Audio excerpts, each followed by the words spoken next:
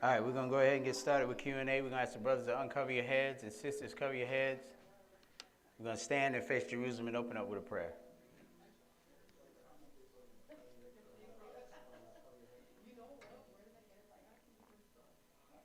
Our Father, which art in heaven, hallowed be thy name. Thy kingdom come, thy will be done in earth as it is in heaven.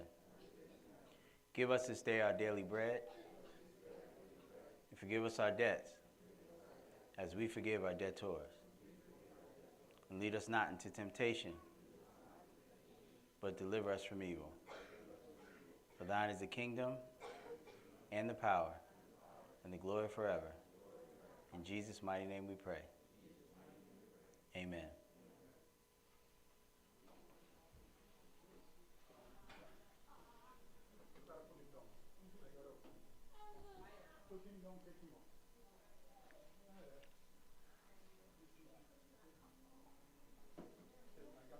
All right, we're going to go ahead and open up the floor for Q&A. Who has the first question?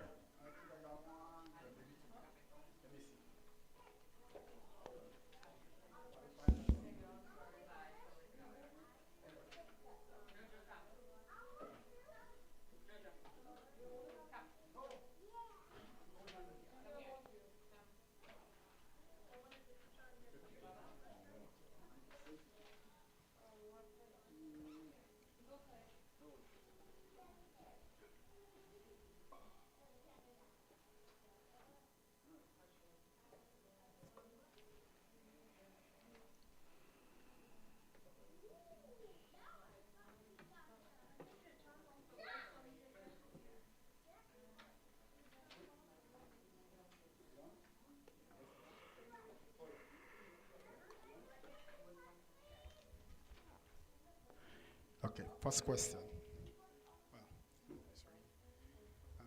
Luke 16:16. No, not those. Turn down the one on the end. Not 16. Yeah, Luke 16:6.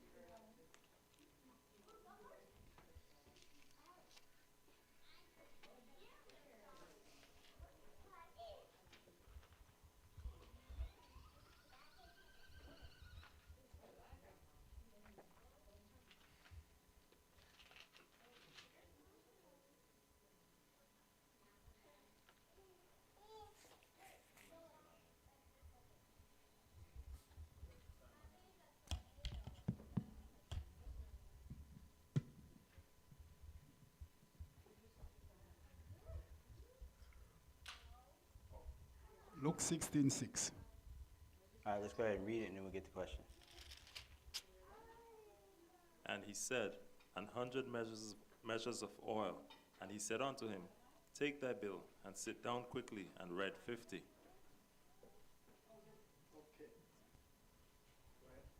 Okay, like Jesus was giving this parable. I don't want to. Why did he say just write down 50 and not 100? Okay. If you read from 5, from 6, yeah, 100 measure. But he say write down 50. But if I was the landlord, I mean, yes, I might accept that because I don't know, but at the same time, He's not telling the truth. He's being fraudulent. Who's not telling? What do you mean? Who's not telling the truth? Okay, because this guy, the steward, Uh-huh. he's telling this debtor here that owes 100 measures of oil Right. to write down and basically say that he only owes 50. So he's got it. Oh yeah, it says there. All right. So because he's trying to keep his job, so he needs something to bring to the landlord to show. Well, let's call him landlord, to show that good faith. But he's not telling the truth. He's still defrauding the landlord.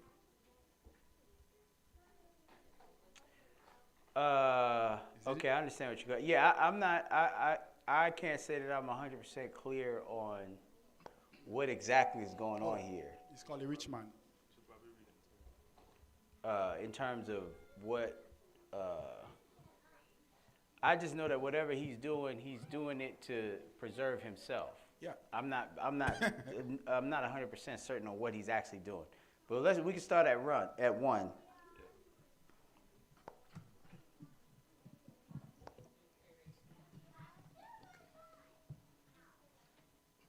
And he said also unto his disciples, There was a certain rich man, which had a steward, and the same was accused unto him that he had wasted his goods. And he called him and said unto him, How is it that I hear this of thee? Give an account of thy stewardship, for thou mayest be no longer steward. Then the steward said within himself, What shall I do? For my Lord taketh away from me the stewardship. I cannot dig. I beg, I am ashamed. To beg, I am ashamed.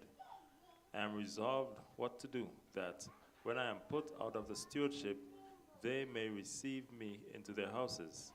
So he called every one of his Lord's debtors unto him, and said unto the first, How much owest thou unto my Lord? And he said, 100 measures of oil.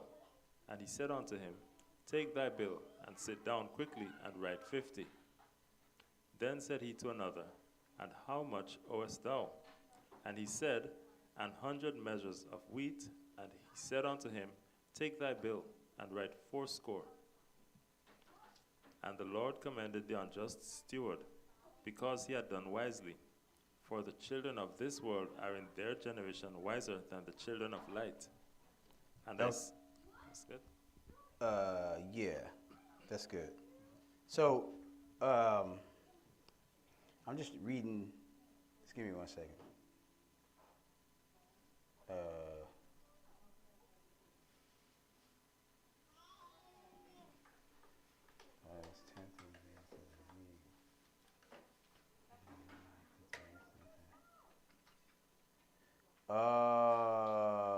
Okay. Here, read this.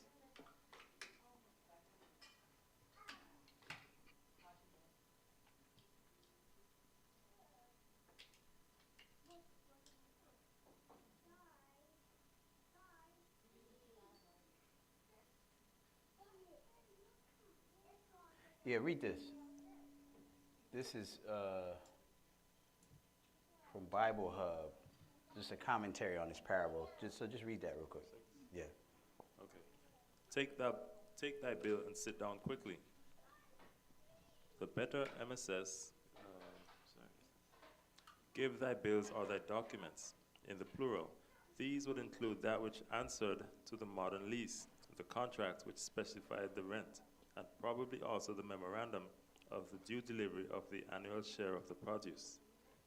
In this case, the measure is the Hebrew bath, which has been variously estimated, the data being uncertain and conflicting at from 1 to 3 gallons to the higher number stated in the marginal note.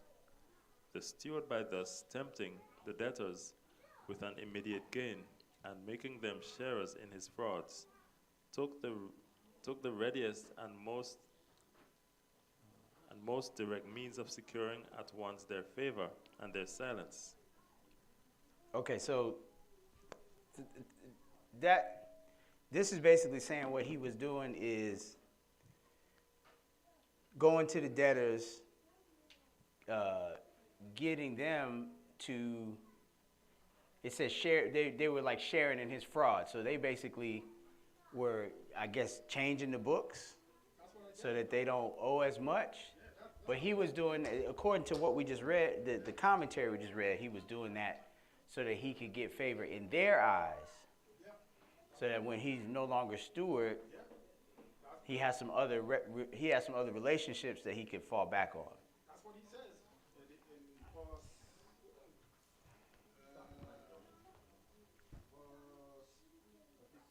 Yeah, talking to the mic. Yeah, verse 4, I think, says that. Yeah, verse Right. 4. Well, in terms of how that's happening, you asked about verse 6. Yeah. You said, why is he saying write 50? Yeah. So like I said, according to that commentary, he's telling them to write 50. They're changing the amount so the debtor doesn't owe as much. Yeah. And therefore, according to the commentary, therefore, the debtor will look at him like, oh, he hooked me up. Yeah. So now when he needs something, Yeah. he can come back and say, remember, I hooked you up. Now I need, I'm assuming that's what it was. Okay. So that means verse 6 tied into verse 4. So he did verse 6 just so that he could do verse 4 if needs be.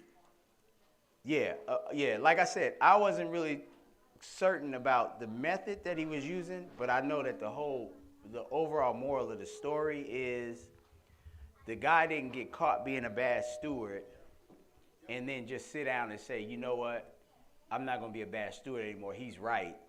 Let me stop being fraudulent and let me start doing right.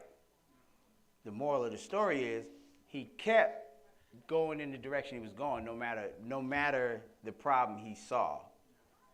And that's what we don't do. We don't keep going in the direction that we are supposed to be going when there's problems. So I know that's the moral of the story, but in terms of going to the debtor and saying, how much do you owe? Okay, write half of that down. I didn't really fully understand what that means. So I guess this commentary is saying that what he was doing is Just appearance. Huh? Just brought that as appearance and say, well, look. He was going around he's doing an end around to the person they were actually doing business with. He was going around them and trying to basically do some type of maneuver directly with them for his gain in some way. To keep his job. Well, he wasn't going to keep the job, but he was trying to continue to sustain himself. All right. Read verse 8. And the Lord commended the unjust steward, because he had done wisely. For the children of this world are in their generation wiser than the children of light.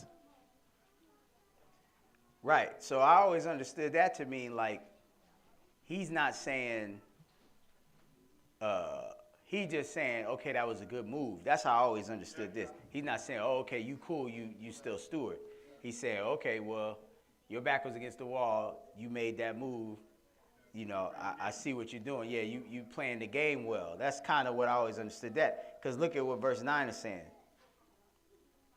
And I say unto you, make to yourselves... Well, actually, I'm sorry, before we say that. Verse 8, he's saying, the Lord commanded the unjust steward because he had done wisely, for the children of this world are in their generation wiser than the children of light, right? So ultimately what he's saying is, why is the children light?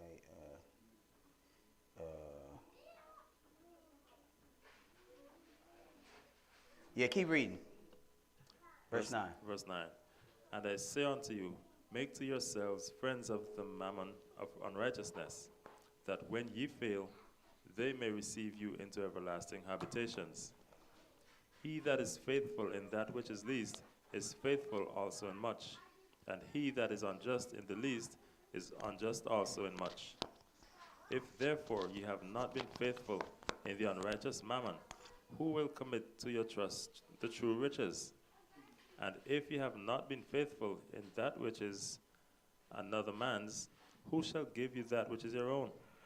No servant can serve two masters, for either he will hate the one and love the other, or else he will hold to the one and despise the other.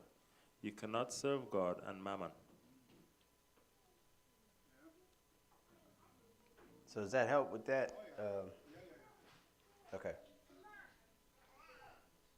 All right. Any other questions or comments on that one? You need your microphone. There is a lot of times when Christ himself would make a parable, and he would put in that parable a lot of unjust things.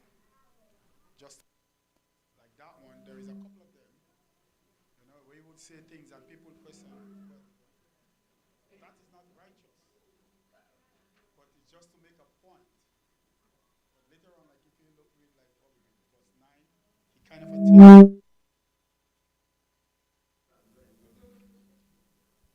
he kind of tell you about kind of address the same situation with the guy and the fraudulent thing he was doing at the end of it. So even though he was like a lot of times, like I say, he give parable and interject some unjust stuff in it. Usually it's for a very very good reason.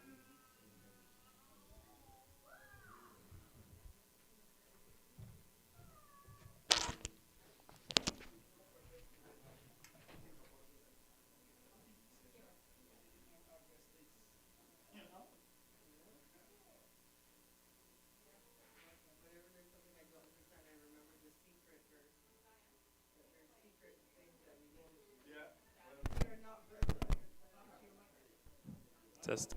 1, 2. Testing. Loud enough? And the Pharisees also, who were covetous, heard all these things, and they derided him.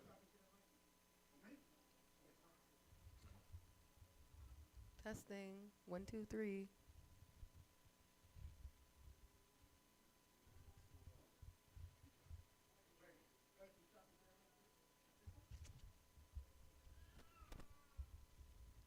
Praise the Most High.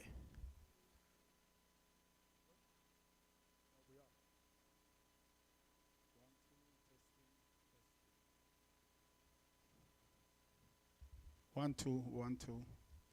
Still testing. Thanks.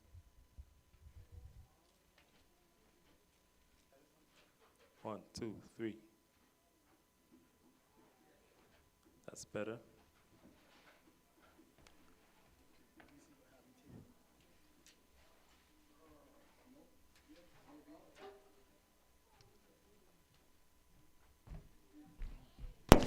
Last week's audio was very, very low. But this one, I was watching the video back and it's really low. Test 1, 2. Ready?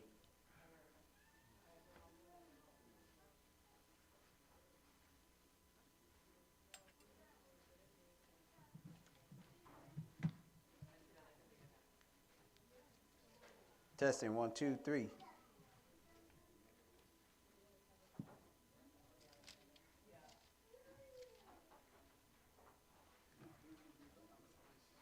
Testing 1, 2.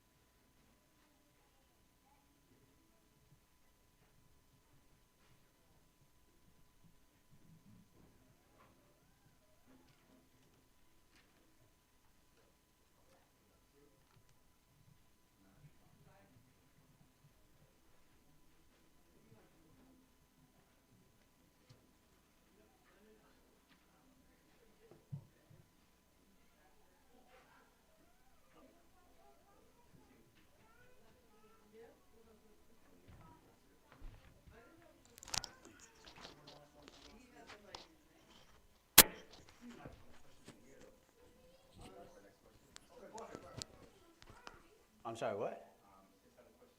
Okay, let's get it.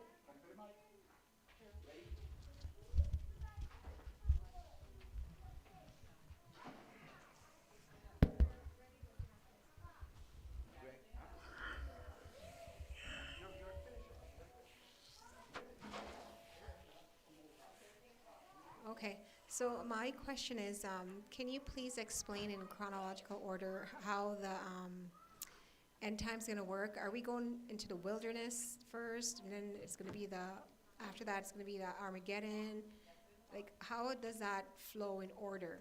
Because I was watching a sermon, and it was saying that Jesus is up. It was saying it was like there was a parallel between Moses and Jesus. And in Moses' time, there was 10 plagues that took place in Egypt. The first 3 plagues Israel had to endure, but the 7th one they didn't. So is that going to happen in end times as well with this wilderness / Armageddon / all of Israelites returning back to Israel? Okay, that's a It might great be a question. long question. No, Sorry. I understand the question. We've had that question before. Yeah, okay. That's Thank a good you. question. Thank you. Let's start in Matthew 24.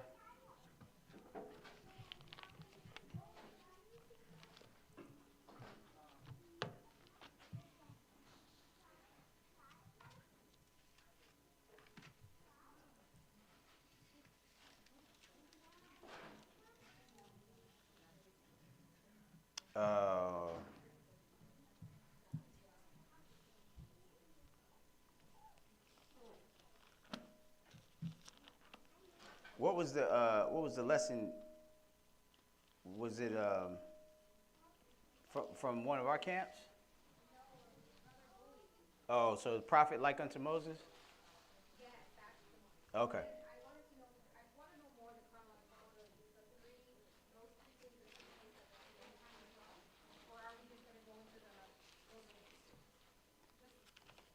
Okay. So Matthew 24.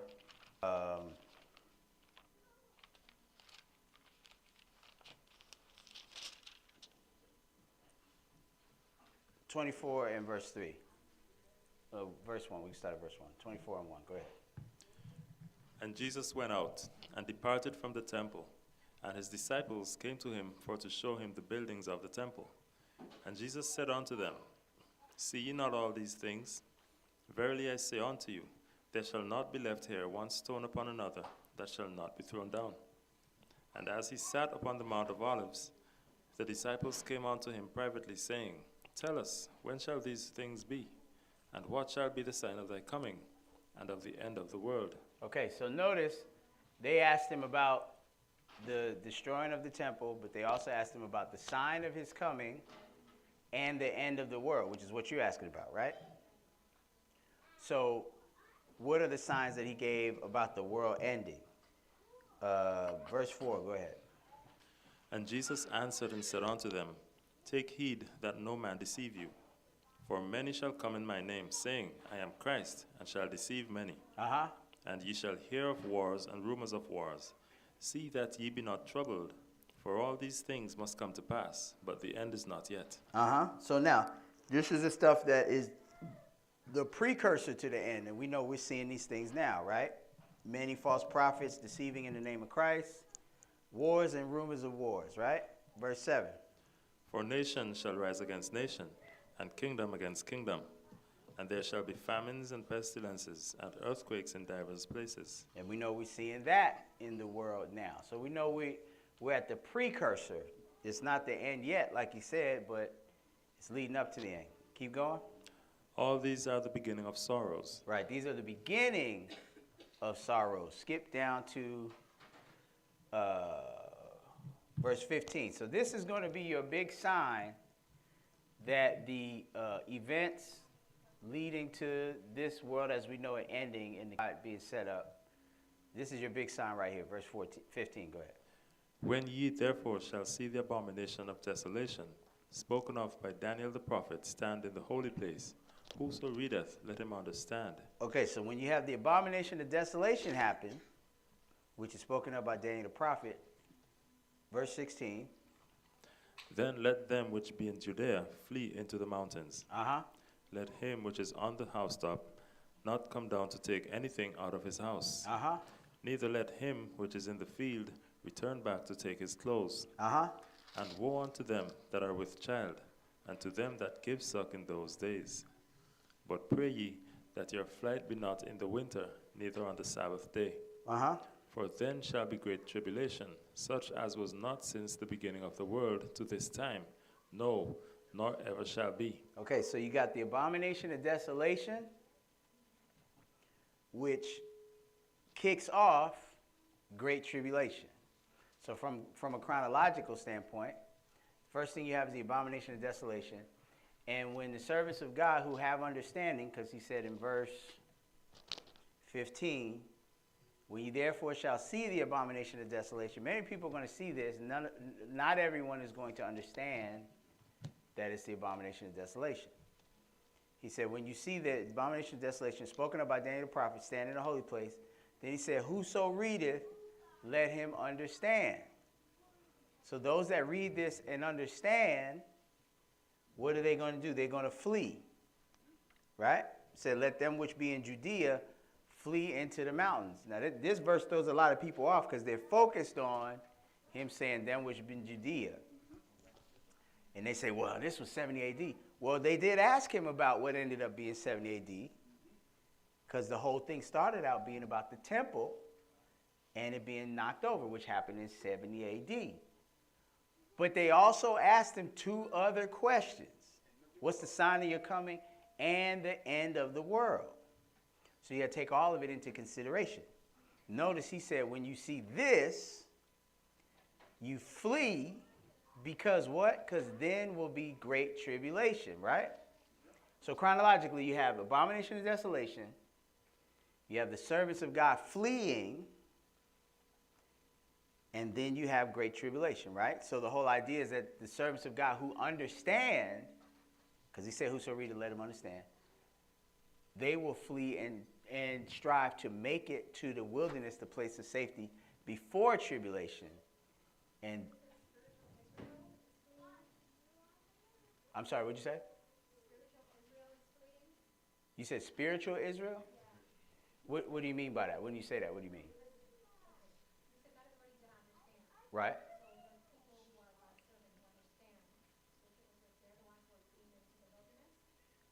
Yeah, then that would be physical Israel or spiritual Israel. This is anybody that understands. Right? So like, we believe we're physical Israelites, right? So we're looking for the abomination of desolation. Like I said, people are going to see that happen, but they're not going to really understand that that's the beginning of great tribulation.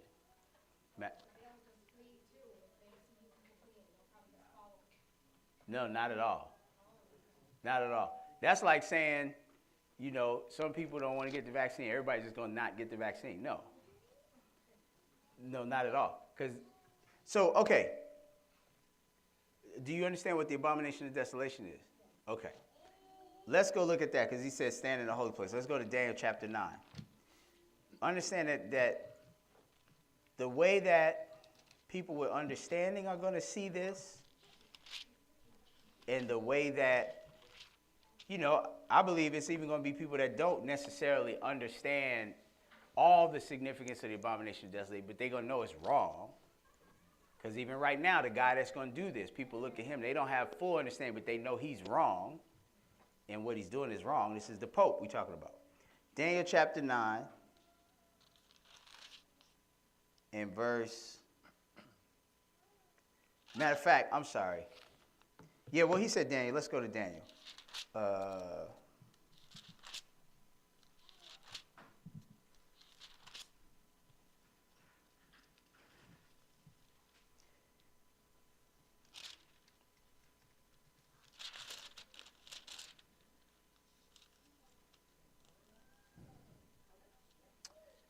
I'm sorry, Daniel 12.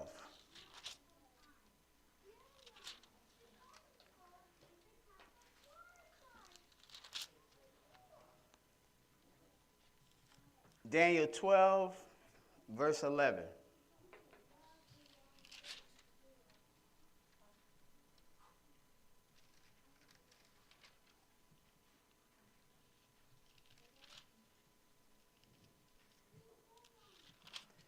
12 and 11. Okay, go ahead. And from the time that the daily sacrifice shall be taken away, and the abomination that maketh desolate set up, there shall be 1,290 days. Okay, so I'm sorry. You're going to have a daily sacrifice going on, and this guy is going to come in and stop that sacrifice and place himself in the holy place. That's what it said in Matthew, right? It said the abomination of desolation standeth in the holy place, right? Hold on one second. I'm looking for... Oh, I'm sorry. Okay, now go to Daniel 11. That's what I want. Daniel 11. Daniel 11.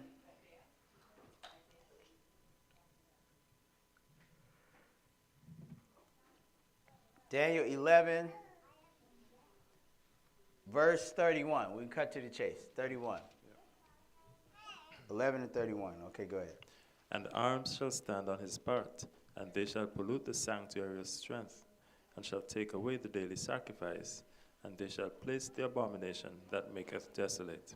So notice what's happening. Arms shall stand on his part. So there's going to be an army that's going to go in and say they shall pollute the sanctuary of strength. So they're going to go into the temple, which means it's going to have to be some sort of temple there and some sort of sacrifice going on for them to take an army, go in there, take away the daily sacrifice, and place the abomination that make it desolate. Right? So what more specifically is that action? Let's go now to Thessalonians.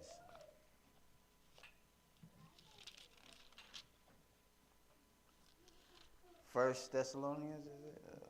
First Thessalonians 4.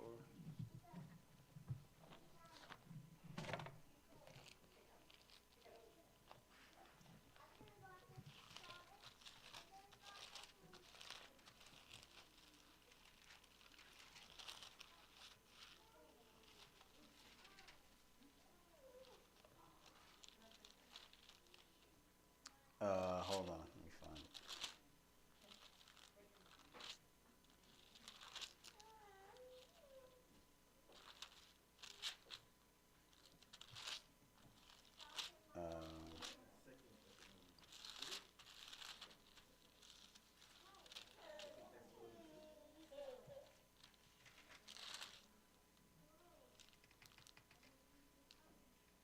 Yeah, 2 Thessalonians 2. 2 Thessalonians 2.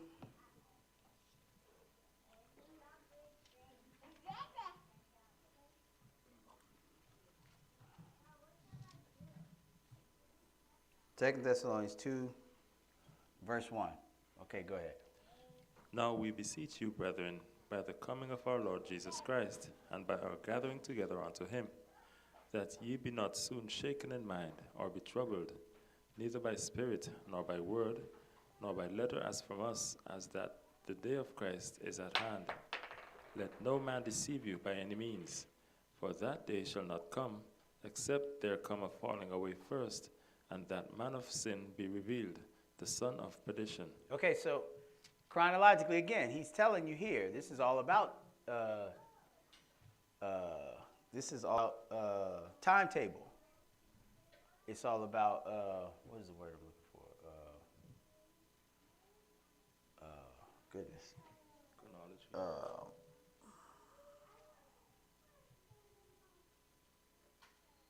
I can't think of the word.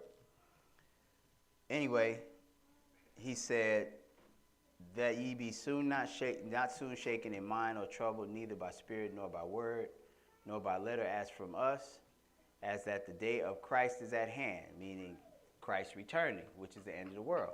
Timeline. That's the word I'm looking for. This is all about timeline here. When is the day of Christ going to come? He said, let no man deceive you by any means, that day shall not come except there be a falling away first. Right? And that man of sin be revealed, the son of perdition. So you got a falling away, which we in the midst of that right now. And the man of sin, this man that's been prophesied to run the world right before the world ends, he's got to be revealed. So it's not going to be a secret anymore who this is. Right? The man of sin be revealed, the son of perdition. Verse 4, go ahead. Who opposeth and exalteth himself above all that is called God. So now this is what the abomination of desolation is. He opposeth and exalteth himself above all that is called God. So what does that mean? That means he's saying he's God. Right? Keep going. All that is worshipped, so that he as God sitteth in the temple of God, showing himself that he is God.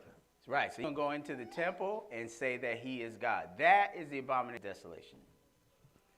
So, like I said, people will witness that, but is everybody going to understand that that is the beginning of great tribulation? No. Only certain people are going to understand that that's the beginning of great tribulation. And that's why Jesus said, whoso readeth, let him understand. Right? Understand what? That this is the abomination of desolation, and I have commanded you to flee because of what's getting ready to happen. So that's your beginning of the timeline of the chronology of the end of the world. The abomination of desolation, which kicks off great tribulation.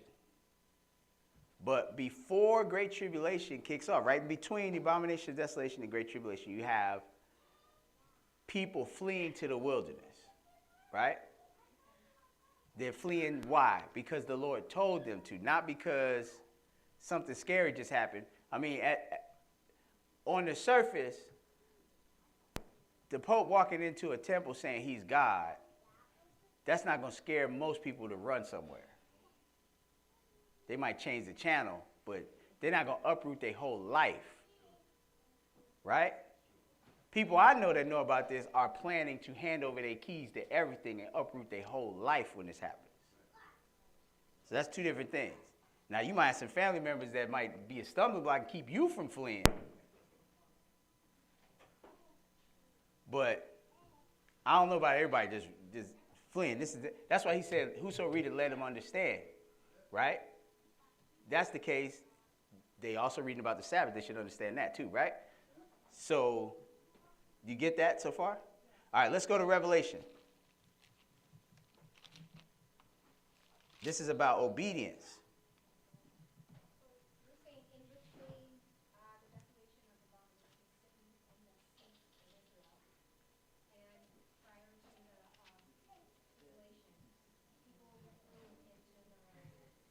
That's when the woman or the church flees into the wilderness, correct?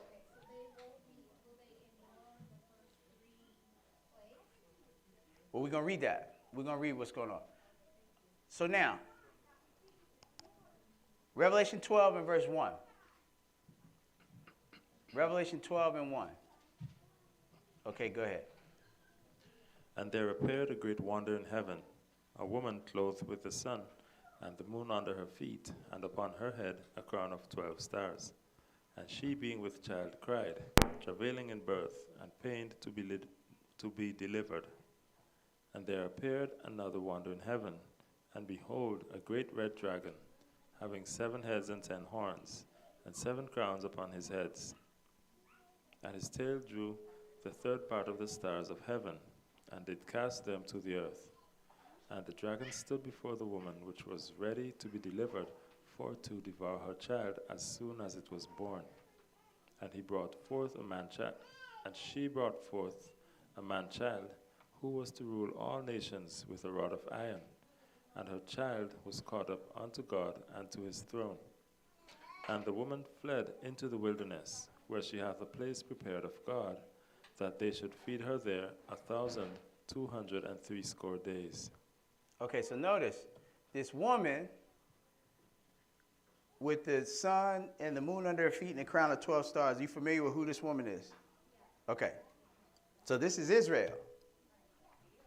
So again, that's why when you said is it spiritual Israel, this is Israel, period. Right?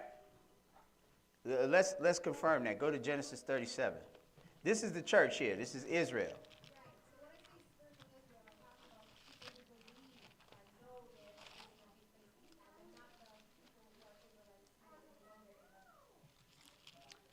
Correct. Correct. Okay. All right, cool. So we can stay in Revelation. We can stay in Revelation. Notice, verse 6 says, the woman fled into the wilderness. So again, this is how you know. There's a lot of people running around saying that Matthew 24 is about 70 AD and that it's already happened yet. But they have to deal with Revelation 12, which also talks about the woman fleeing into the wilderness before Great Tribulation. Right? And clearly, Revelation is not talking about 70 AD. This is talking about the end of the world. Verse 6, and the woman fled into the wilderness where she hath a place prepared of God, that they should feed her there 1,260 days. No coincidence, that's exactly how long Great Tribulation is. 3.5 years. Skip down to verse 14 and go ahead.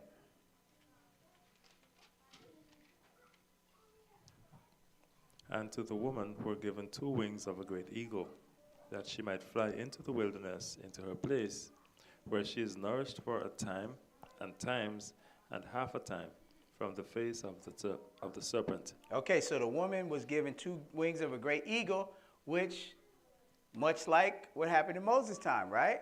The Lord said, you saw how I brought you on eagle's wings and brought you unto myself, right? When he made the covenant with Israel. When he brought them out of Egypt. So much like that, he said here, the woman was given 2 wings of a great eagle that she might fly into the wilderness, into her place where she is nourished for a time and times and half a time from the face of the serpent. So this is a place on the earth that the Lord has designated to keep his people safe from what Satan is about to do to the rest of the world. This is before Satan actually gets a chance to really go full throttle.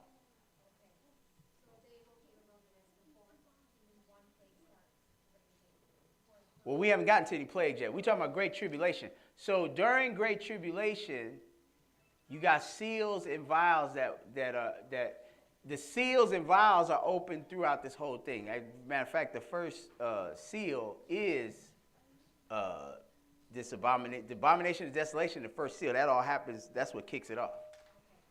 Right? But when you're talking about plagues, we'll go look at the plagues. We'll go look at the plagues. Yeah, no, go ahead.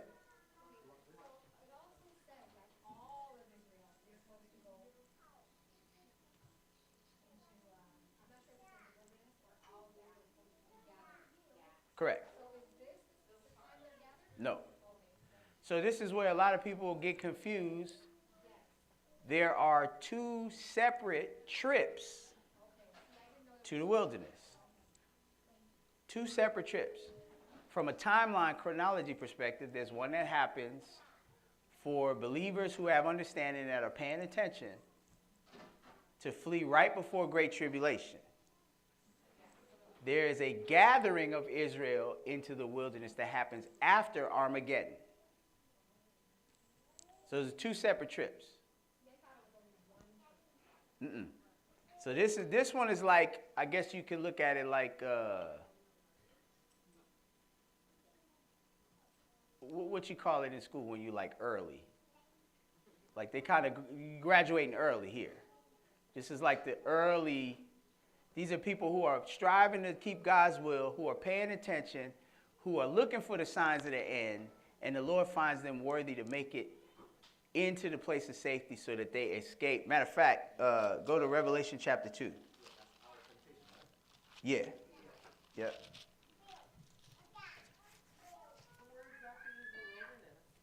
That's a great question. We can deal with that after this, but the short answer is I could read to you a couple scriptures, but that's all we can do.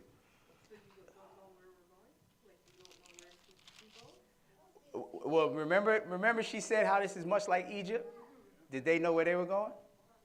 There you go. Just know with the Lord, everything's designed to weed out the faithless. just go into it knowing that. It's completely designed to weed out those people that's going to be like, man, we don't know where we're going. We can't go nowhere. All right, just stay here. Revelation 2. Is it 2? Hold on. Let me find it. Maybe it's 3.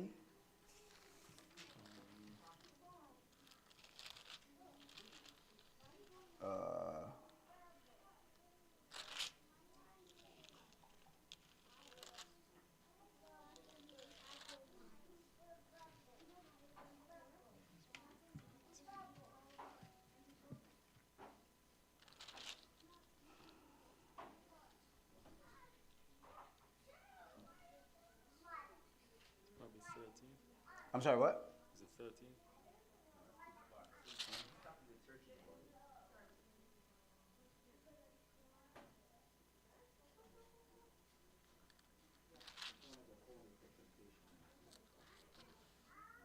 Oh, 3 and 10. Revelation 3 and 10. Revelation 3 and 10. Okay, when you get there, go ahead.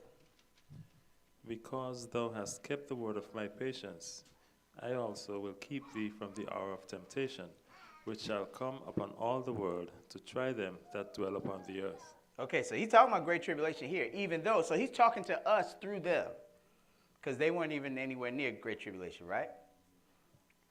But notice he said, because thou hast kept the word of my patience, because you have been striving to serve me this long, right? He said, I also will keep thee from the hour of temptation, that's great tribulation, which shall come upon all the world to try them that dwell upon the earth. So back to Revelation 12. The people that he allows to make it to the wilderness who are alive at this time, he has found them worthy that they don't have to go through great tribulation. Because remember, what's the purpose of great tribulation based on the verse we just read? It's to try people, to try them that dwell upon the earth. See, this is all practice, what we're dealing with right now. All the trials and tribulations and struggles and, hey, are you willing to decide to do this? Because remember, he said he that's faithful with little is faithful with much, right?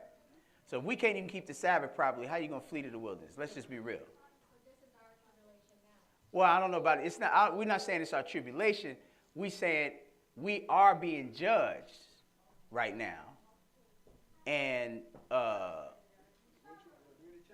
we are going through trials and tests right now. And this is practice, and Lord willing, we could sidestep the exam. Right? Lord willing, we could sidestep that big, the exam is for people, I ain't going to say that. There's a big exam, and he's saying you could sidestep it. Right? You could score high enough on these tests that you don't got to take the exam.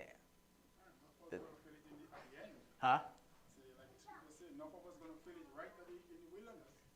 Yeah. So so that's what he said, right? He said, those that have kept the word of my patience, you're not going to have to go through great tribulation. That's what he said, right? So now, here's those people fleeing to the wilderness. Go back to Revelation 12 and read verse 14 again. Because again, you said the lesson you heard was a prophet like unto Moses. So this is all going to be very similar to what we're reading here. 12 and 14, go ahead.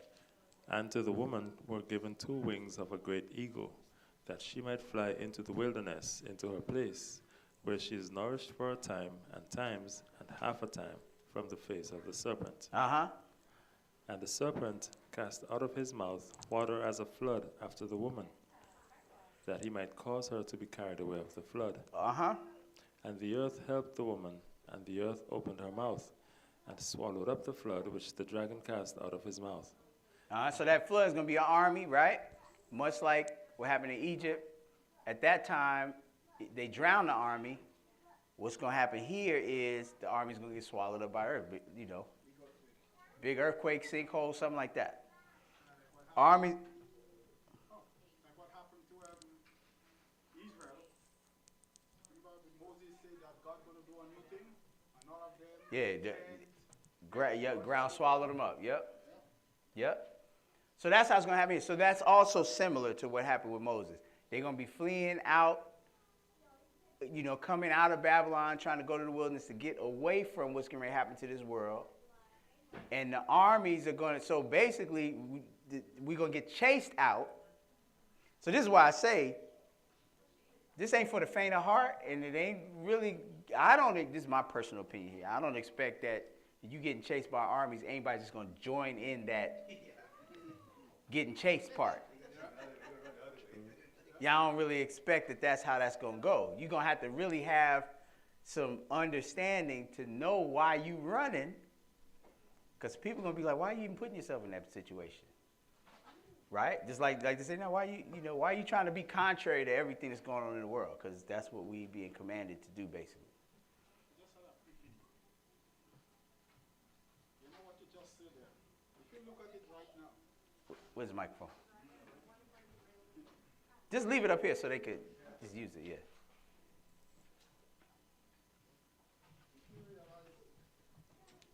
Unmute it.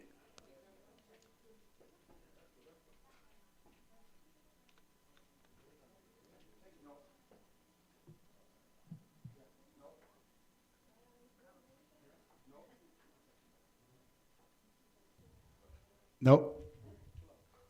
Okay. Yes, I was saying that what you just said there, if you look at what's happening to Israel right now, real Israel, I mean, we are being persecuted. So like when that happened and we are being chased, everybody is going to be backing away. Because they're not even It's generally how that works. It's generally how that works. Like things are happening to us now and Backing away and pointing you out. yeah, nobody's coming to our aid. I mean, what was going, So when that 2 years ago, happened, you walked in the store without a mask, what was happening? on a large scale, like everybody.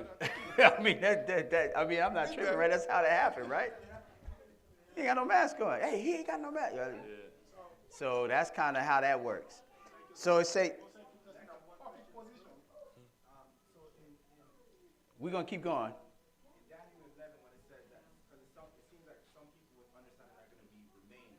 Yeah, we're going to get to that. We're going to get to that. It says it right here. Verse 16, go ahead. And the earth helped the woman, and the earth opened her mouth, and swallowed up the flood which the dragon cast out of his mouth. Uh-huh. And the dragon was wroth with the woman. So the woman got away, got to the wilderness, the place of safety. But Satan, it said, Satan was mad with the church for making it. Look what he does. Here, go ahead. And went to make war with the remnant of her seed, which keep the commandments of God, and have the testimony of Jesus Christ. Okay, so for whatever reason, because for whatever reason, some didn't make it.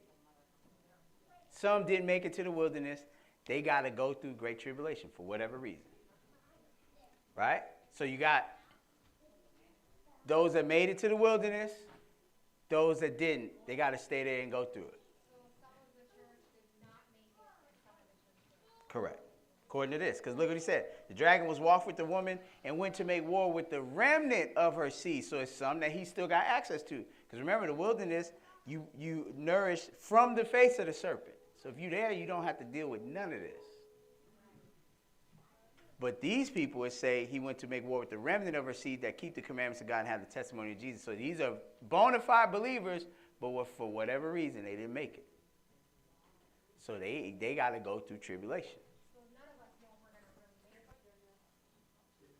None of us know if we're going to really make it. All the more reason to not be playing. All the more reason to not be playing. Same as, yeah. Yeah, let's go look. Hold your finger here. Let's go to Daniel 11. Daniel 11 is a zoomed in view of what these people are going to deal with. This what they're going to deal with. Those that didn't make it to the wilderness and that got to go through great tribulation.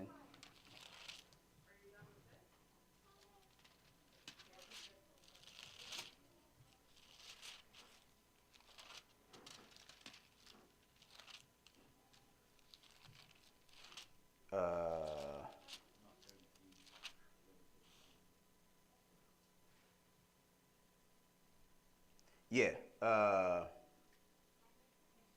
32, yeah. 32. 31. 31 is the abomination of desolation. Go ahead. And arms shall stand on his part, and they shall pollute the sanctuary of strength, and shall take away the daily sacrifice. And they shall place the abomination that maketh desolate. Okay, so that's the abomination of desolation. Verse 32. And such as do wickedly against the covenant shall he corrupt by flatteries. But the people that do know their God shall be strong and do exploits. Okay, so that's not in the wilderness. That's in the world. These people are not protected. It says, such as do wickedly against the covenant. So those who are plotting and doing things against believers, he's going to corrupt them with flatteries, this man of sin. So they're going to have an alliance, allegiance, whatever, right? He's even going to get information from those that forsake the covenant. I think it's going to say that. But it says, but the people that do know their God shall be strong and do exploits. So you got people in tribulation that got some understanding, didn't make it to the wilderness, and they like, we don't care. They preaching the gospel. They doing what they got to do. Right?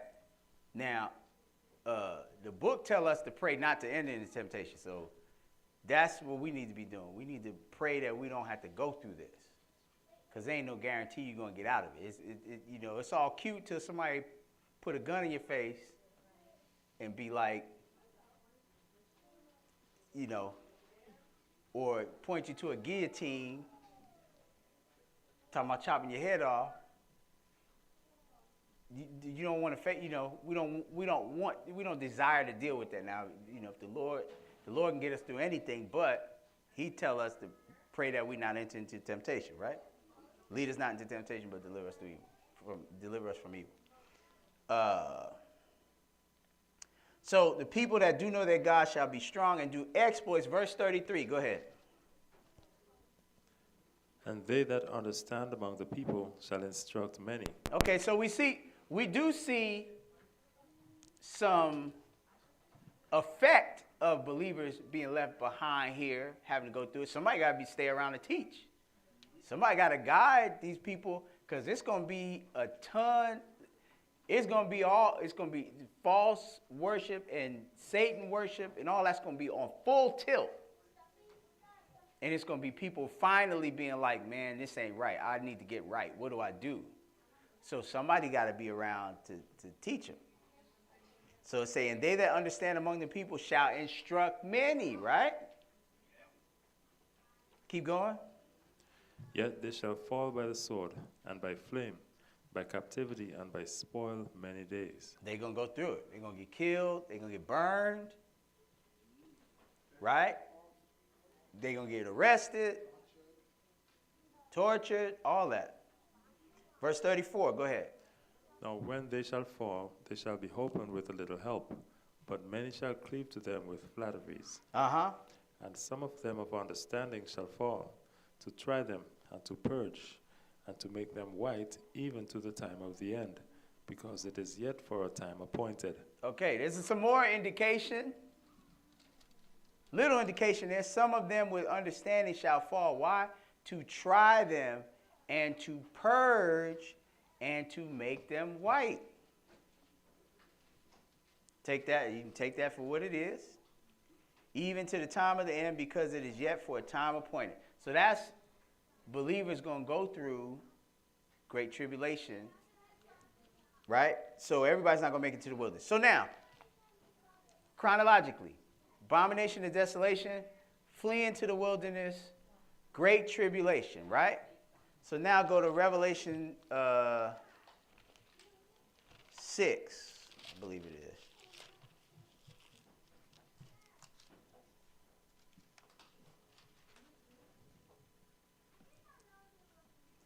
6 and 1.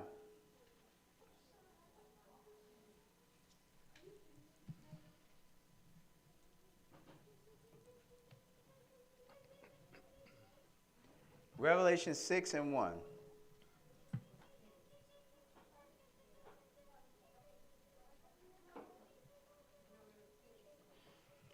Okay, when you get there, go ahead. And I saw when the Lamb opened one of the seals, and I heard, as it were, the noise of thunder. one of the four beasts, saying, Come and see. And I saw, and behold, a white horse.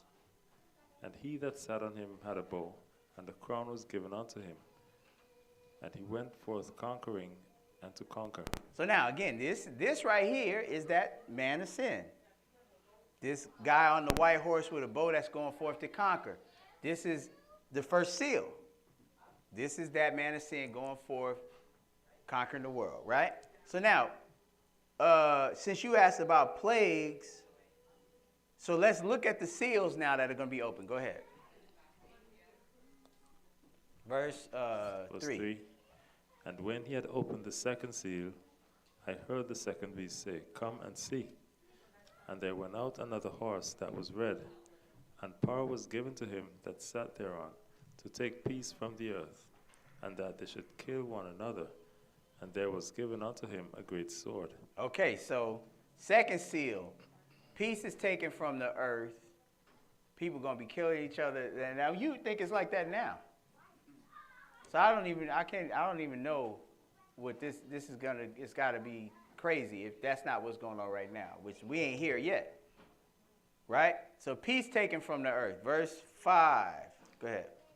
And when he had opened the third seal, I heard the third beast say, Come and see. And I beheld, and lo, a black horse, and he that sat on him had a pair of balances in his hand.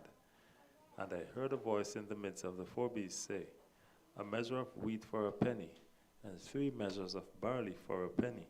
And see thou, hurt not the oil and the wine. And when he had opened the fourth seal, I heard the voice of the fourth beast say, Come and see.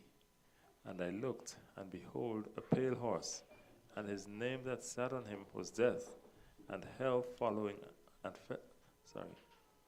hell followed with him.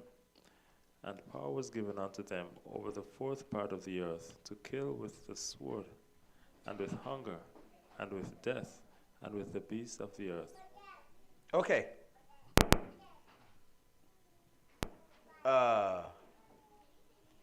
Behold, a pale horse, and his name that sat on him was Death, and hell followed him. This is all going on during Great Tribulation. You see the seals are being opened, though. It started with Great Tribulation, and it's getting worse and worse, right? And power was given over them, over the fourth part of the earth, to kill with the sword, and with hunger, and with death, and with the beasts of the earth. So you're going to have all kinds of drama going on, right? Verse 9, go ahead. So we haven't gotten to any plagues yet, per se, because I think what you're talking about is when the Lord lets loose his plagues in the end. Is that what you're talking about? Okay, we haven't even got there yet. Verse 9, go ahead. And when he had opened the fifth seal, I saw under the altar the souls of them that were slain for the word of God, and for the testimony which they held. And they cried with a loud voice, saying, How long, O Lord, holy and true, dost thou not judge and avenge our blood on them that dwell on the earth? And white robes were given unto every one of them, and it was said unto them, that they should rest yet for a little season, until their fellow servants also and their brethren that should be killed as they were should be fulfilled. And so that's the fifth seal. Now we get into the sixth one. Go ahead. Read up a little louder, please.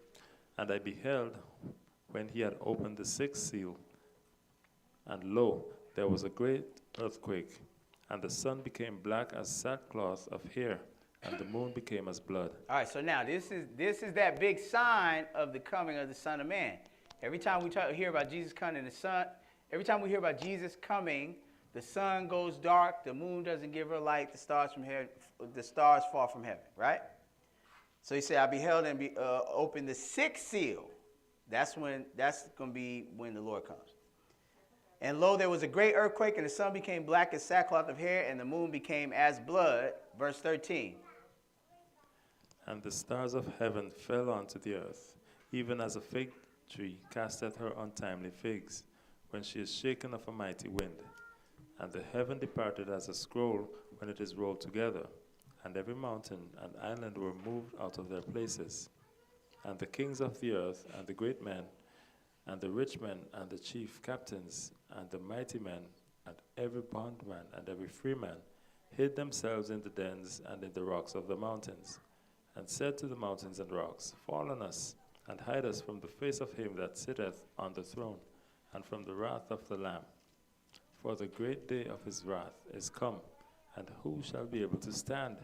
Okay, so the Lord basically has opened the sky and revealed himself. He has not come down yet, though. So basically what's going to happen is, I want to say 3/4 away into tribulation, the Lord's going to basically open the sky and let people see him. He's going to reveal himself from the heavens, right?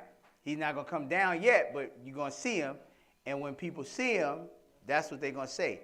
And they said to the mountains and the rocks, Follow us and hide us from the face of him that sits on the throne and from the wrath of the Lamb, for the great day of his wrath is coming. Who shall be able to stand?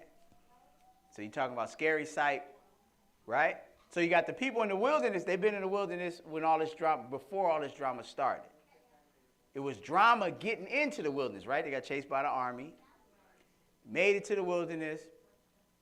Tribulation's been going on. Sixth seal happens. You got all these signs in the heavens. The sun goes dark. The moon doesn't give her light. Stars fall from heaven. The Lord rolls back the sky like a scroll. You see him. So timeline, what do we have so far? Great tribulation. Church flees to the wilderness. I'm sorry. Abomination and desolation. Church flees to the wilderness. Great tribulation. Then we have the sixth seal, the Lord revealing himself from the sky, right? Okay, what happens after that? Go right into verse 7 and read a little louder, please. And after these things I saw 4 angels standing on the 4 corners of the earth, holding the 4 winds of the earth, that the wind should not blow on the earth, nor on the sea, nor on any tree. And I saw another angel ascending from the east, having the seal of the living God. And he cried with a loud voice to the 4 angels, to whom it was given to hurt the earth and the sea, saying, Hurt not the earth, neither the sea nor the trees, till we have sealed the servants of our God in their foreheads. Okay, so now the Lord is about to bring his wrath. So partway through Great Tribulation, the Lord's going to reveal himself in the sky. Like I said, you know, people are conditioned to think it's going to be an alien invasion. It is going to be an invasion. The Bible actually says that the Lord's going to invade the earth with his troops. And, by definition, I guess, or if an alien is somebody's coming from somewhere else or whatever that is, but it's going to be the Lord and his servants and his angels when they come down, right? But people are going to see this. So, but before he comes down, what happens? The first thing we read is he's going to seal his servants in their foreheads. Because remember, all this time, everybody has been getting sealed with Satan's seal in their foreheads, right? The mark of the beast. So all this tribulation, they've been getting sealed, which is not going to be good by the time this happens. I'm here to tell you. Because you're not going to have that seal and then get this seal.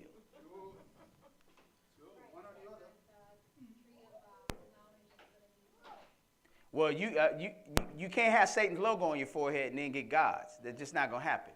God is handing out his now at this time. That's what we read. In terms of him, God is sealing his servants because why? He's about to unleash his wrath on the earth. And he don't want his servants to have to catch his wrath. His servants got Satan's wrath through Great Tribulation, the ones that didn't make it to the wilderness. So now, those that are still alive, because a lot of them got killed, he's saying, now I'm about to pour out my wrath on the earth. That they're not going to have to deal with that. That sealing thing is a shadow of the Passover. Yeah, anything that protects us from the wrath of God, yes. And that, right, so that'd be very similar, right? The Passover is the same thing. When the Lord poured out his plagues, that last plague, he told them, put the blood over your doorpost, and you won't have to deal with this. So, hurt not the earth, neither the sea nor the trees, till we have sealed the servants of our God in their foreheads, right? Okay, now go to chapter 8. Chapter 8 and verse 1.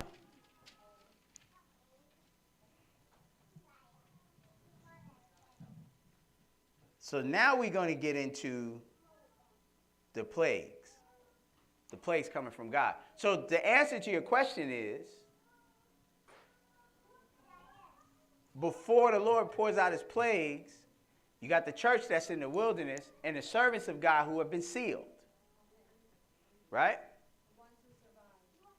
The ones who went through great tribulation and did not get killed, they're still alive by the time the Lord comes back. They will be sealed. And the point of that, here we're going to see. Revelation 8:1. Go ahead. And when he had opened the seventh seal, Okay, so this is the last seal. The seventh seal, you got 7 trumpets and 7 vials. Right? That's what's getting ready to get opened up. Because the king is coming, a great king is coming, the Lord. So the trumpet blows and then the vial? We're gonna see, yeah. Because you got a great king coming, and the king comes with an announcement.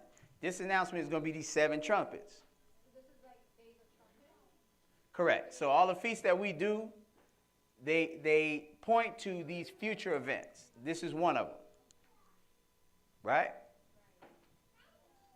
So these 7 trumpets are announcing, hey, the Lord is coming back. He's bringing his wrath. He's going to set up his kingdom. That's what these trumpets are doing. Just like I said, you watch any movie where a king is coming in, what happens? He don't just walk in the room, nobody knows. They make a big to-do when the king comes, right? So everybody knows he's coming in. So prior to destruction happening, a trumpet is blown. Let's read it. Verse 8:1. Go ahead. and when he had opened the seventh seal, there was silence in heaven about the space of half an hour. Uh-huh. And I saw the 7 angels which stood before God, and to them were given 7 trumpets. Uh-huh. And another angel came and stood at the altar, having a golden censer, and there was given unto him much incense, that he should offer it with the prayers of all saints upon the golden altar which was before the throne. Okay, skip down to 6 and go ahead. And the 7 angels which had the 7 trumpets prepared themselves to sound. Uh-huh. And does everybody have a Bible? If you don't have a Bible, there's some stacked up in the back if you need one, so you can follow along. Verse 6, and the 7 angels which had the 7 trumpets prepared themselves to sound. Verse 7. The first angel sounded, and there followed hail and fire mingled with blood. And they were cast upon the earth, and the third part of the trees was burnt up, and all green grass was burnt up. Okay, so this is the answer to your question. First angel blew the trumpet. What happened? There followed hail and fire mingled with blood, and they were cast upon the earth. And the third part of the trees was burnt up, and all green grass was burnt up. Verse 8.